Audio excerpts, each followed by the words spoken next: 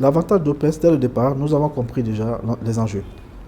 Nous avons compris que les banques ne vont pas suivre facilement le programme. Alors, il était pour nous un challenge quand même de trouver des financements étrangers pour pouvoir booster, comme on appelle, le démarrage de nos travaux. D'ailleurs, on a été primé, OPS a été primé à Dubaï en 2014 pour avoir imaginé, disons, inventé un système innovant de financement des logements. Et je vous explique. Moi, j'ai travaillé à l'époque dans le cacao. J'étais exportateur de cacao. On avait structuré un financement par rapport à la mise en marché du cacao. Et ça partait du bord champ jusqu'en Europe. Alors, donc, j'ai essayé d'adapter ce financement-là de façon structurée à notre métier. Je me suis dit, bon, voilà un métier où il y a des financements classiques qui ne marchent pas forcément avec le métier que nous allons faire, c'est le logement socio-économique, parce que le banquier, lui, c'est la ceinture et les bretelles. Il va vous demander, évidemment, d'avoir les ACD, les titres de propriété sur un terrain. Il va vous demander par la suite une caution personnelle, tout ça, morale personnelle. Il va vous demander que tous les lots soient vendus, donc la clientèle, la clientèle, évidemment, bancarisée. C'est très difficile. Tous ceux qui sont dans ce schéma n'ont pas pu démarrer. L'avantage que nous avons eu, c'est que moi j'ai adapté ce financement-là. Je travaillais sur un schéma très simple.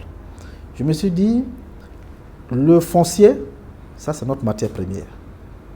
Donc je travaille là-dessus.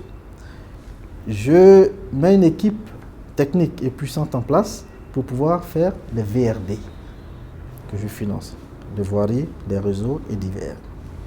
Je dis, avant de faire tout ça, il faut que je fasse moi-même les études d'impact environnemental, il faut que je fasse moi-même les études d'urbanisation, il faut qu'avec les architectes, les géomètres, on mette en place un système de sorte qu'on ne dépende pas de quelqu'un d'autre. Donc on a créé un consortium et tout ça, on a travaillé là-dessus.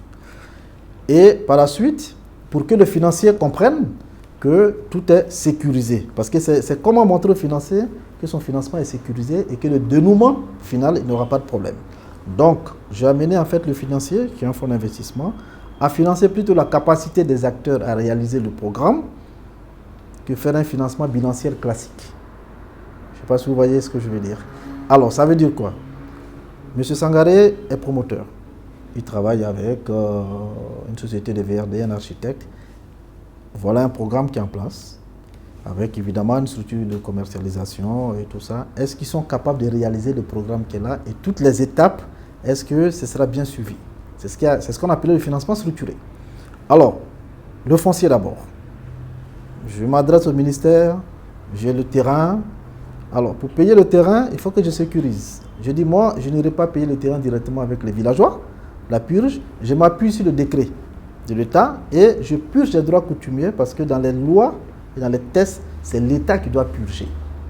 Donc je paye à l'État la purge qui se charge de me délivrer des documents, les ACD, ce qui sécurise déjà le financier, et lui, il paye comme on appelle, les détenteurs de droits coutumiers. Et par la suite, ça c'est la première phase. Donc le financier sait que l'argent tout de suite, il ne vient pas dans ma poche pour dépenser, ça part chez l'État qui me donne les papiers, la contrepartie est tout de suite là. Parce que c'est un peu de contrepartie, le collatéral. Donc je crée ça. Et après, je passe dans la phase VRD. Je dis à mon financier, voilà, je trouve une banque locale. Le financier ouvre un compte qu'on appelle le compte de décaissement. Ce compte de décaissement, je n'ai pas, moi sur la signature, j'ai la signature avec le fonds d'investissement qui finance. Et donc, on fait un mini appel d'offres, appel à manifestation d'intérêt, donc appel d'offres restreint, on sélectionne certaines entreprises qui sont vraiment fiables et l'entrepreneur est payé au fur et à mesure de l'état d'avancement de ses travaux, avec des contrôleurs qui suivent, notamment il y a le Benet, il y a le Bureau Veritas, c'est suivant certificat de ces entreprises-là qu'on les paye au fur et à mesure. Et après, une fois que ça se passe, on passe maintenant à la phase de la construction. Mais entre-temps, lorsque les clients potentiels voient que les travaux sont en train d'avancer, on ouvre un compte qu'on appelle le compte séquestre. Ce compte séquestre-là, nous ne pouvons pas toucher parce que ça doit être sécurisé pour les éventuels acquéreurs et clients. Il y a certains qui auront des crédits bancaires, mais d'autres ils viennent et payent au comptant parce qu'ils voient le mécanisme des travaux en train d'avancer.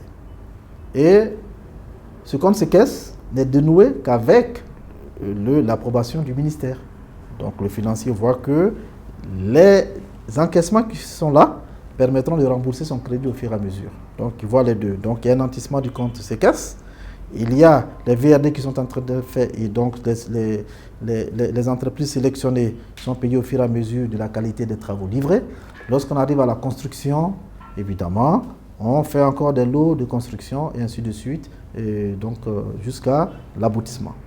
Et lorsqu'on dénoue au fur et à mesure, qu'on fait la livraison partielle, le compte séquestre vient dénouer le crédit qui a été mis en place pour payer le fonds d'investissement, qui ouvre dans la même banque locale ce qu'on appelle un compte de remboursement et qui est seul signataire là-dessus. Donc qui se repaye au fur et à mesure, tout ça. Alors, la deuxième chose à faire, c'est aussi de rassurer ce fonds d'investissement que les investissements qui ont été faits pourront être évidemment rapatriés.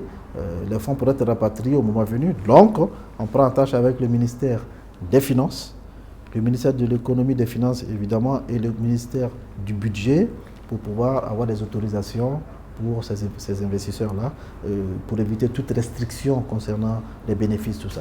Donc, c'est ce schéma qu'on a présenté à nos investisseurs à Dubaï en 2014. Ça a été approuvé, ça nous a même permis d'avoir un prix. Et voilà. Donc, ça a été un avantage pour nous. Donc, ça nous a permis de dévancer un peu les autres et de mettre en place un financement rapide. Donc, ça nous a aidé, si vous voulez, auprès des acquéreurs, de comprendre que nous, dès que nous avons commencé, on a commencé à livrer les maisons, ils ont vu les clés et tout ça. Donc, c'était l'avantage que nous avons eu. Mais les autres n'ont pas démérité non plus. Je veux dire, ils se sont battus comme ils peuvent. Aujourd'hui, ils ont compris que le schéma que nous avons mis en place est un schéma efficace. Donc, il y a des banques locales avec qui nous sommes en train même de discuter pour pouvoir remettre ce mécanisme de financement en place qu'on appelle le financement structuré.